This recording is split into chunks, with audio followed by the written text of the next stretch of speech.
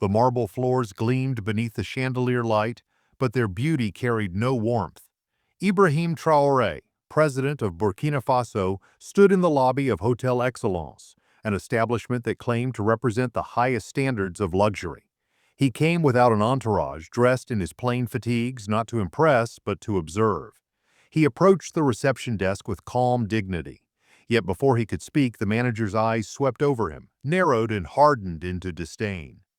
"This hotel," the man sneered, "is reserved for important guests. People of your kind don't belong here." The words fell like stones echoing across the hall. Ibrahim remained silent. Around him, guests pretended not to notice, but their glances betrayed their complicity. A security officer stepped forward, his hand already reaching for Ibrahim's arm. That moment of rejection, that calculated humiliation, was not just about him, it was about the many citizens of his country. Farmers, students, mothers who had long been treated as intruders in their own land. Ibrahim allowed himself to be escorted out. He did not argue, did not reveal his identity. Instead, he carried the sting of those words with quiet resolve. The next morning, Ibrahim returned, this time not alone, but flanked by ministers and journalists. The very staff who had dismissed him now froze in shock as cameras lit the lobby. He pointed toward the manager who had humiliated him. "Yesterday," he said evenly, "I was told that this place is not for people like me. Today I return as your president, and I tell you this hotel belongs to Burkina Faso and to all its people." Gasps filled the lobby. The staff shifted nervously. The manager stammered apologies, but Ibrahim's voice cut through. "You thought you could measure dignity by clothing, by accent, by the color of a uniform. But dignity cannot be denied. Every citizen has a right to stand here, to be treated with respect, and if you cannot understand that, then you have no place in the new Burkina Faso." By the end of that day, the entire staff was dismissed. For many, it was unthinkable, but for Ibrahim, it was the beginning of a revolution. The Grand Hotel stood empty. Yet Ibrahim did not see a hollow building, he saw a chance to redefine excellence. He called for applications not from elite schools or foreign networks, but from ordinary citizens.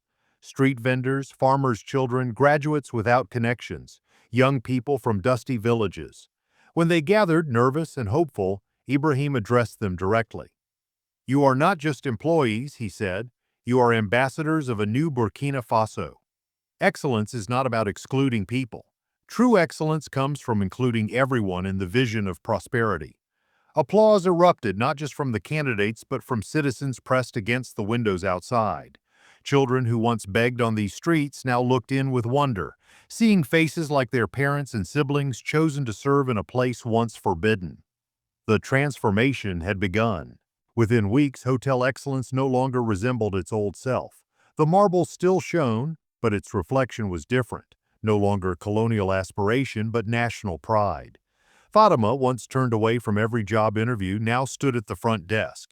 Her smile was not forced. It carried the warmth of someone who understood struggle. Beside her, Musa guided guests with patience, switching effortlessly between languages of Burkina Faso. Training came not from foreign consultants, but from village elders, masters of hospitality rooted in African traditions of Ubuntu, the belief that humanity is shared. Instead of rehearsed politeness, staff learned genuine welcome, the kind passed down for generations around family fires. Soon, the hotel became unrecognizable. Farmers supplied the kitchens, local musicians filled the evenings with drums and songs, storytellers entertained international visitors alongside neighborhood children.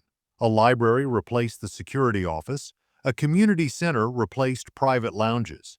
And the results? Revenue rose higher than ever. Word spread across Africa of a hotel where luxury meant authenticity, where guests were treated not with superiority but with respect. CNN called it a masterpiece of inclusive luxury. The African Union praised it as a model of post-colonial tourism. Delegations from Ghana, Senegal, and Kenya arrived to study its policies. Scholars wrote dissertations on what became known as the Traoré model of hospitality. What began as humiliation had become a revolution.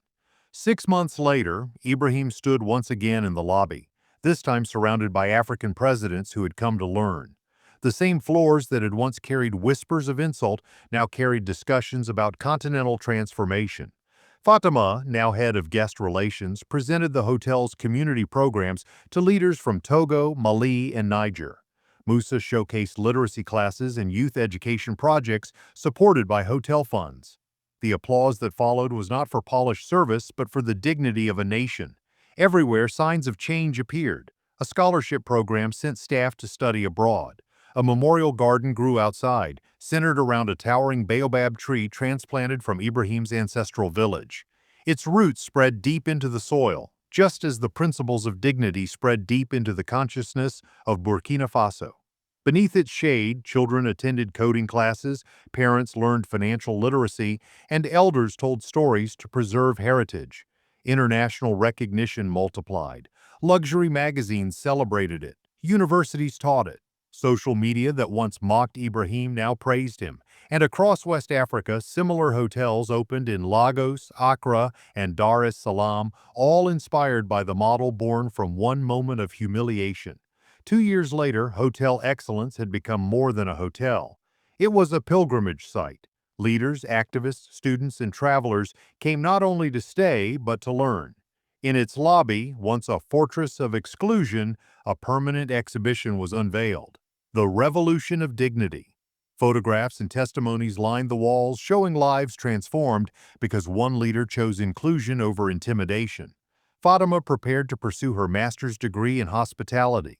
Funded by the hotel's scholarship, Musa expanded his literacy programs to 12 villages. Street children, once barred from entering, now studied technology within its walls. The marble floors, once a stage of shame, now bore the footsteps of presidents, Nobel laureates, and local farmers alike. Ibrahim himself returned monthly, holding informal town halls in the lobby where citizens spoke freely to their president. Luxury had become democracy, service had become justice. 5 years on, under the spreading branches of the baobab, Ibrahim reflected. Fatima trained new recruits. Musa welcomed ministers. Children laughed as they climbed the tree, and in the rustle of leaves, Ibrahim felt his grandfather's presence. He remembered the words spoken long ago beneath another tree. The measure of a person is not what they own, but how they treat those who own nothing. From humiliation to transformation, the journey was complete. And Ibrahim knew this truth. Revolutions do not always begin with weapons. Sometimes they begin with dignity. Sometimes they begin in a hotel lobby with the simple decision to treat every human being as worthy of respect.